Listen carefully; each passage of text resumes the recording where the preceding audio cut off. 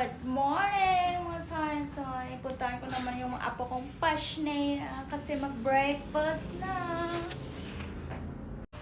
Puntahan ko na sila sa kanilang room.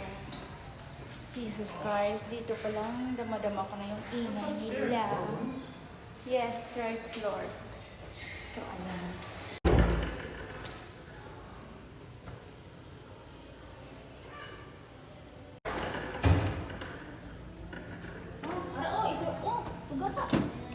Morning!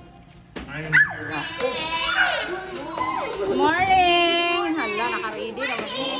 Ready to swimming. Mama, hi! Next up. Sir, may siya gasala sa inyo doon ni Rami.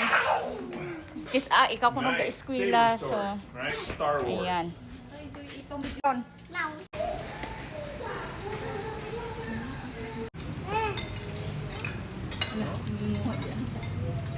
Ano ba? Ano ka, una? Ha? Ano?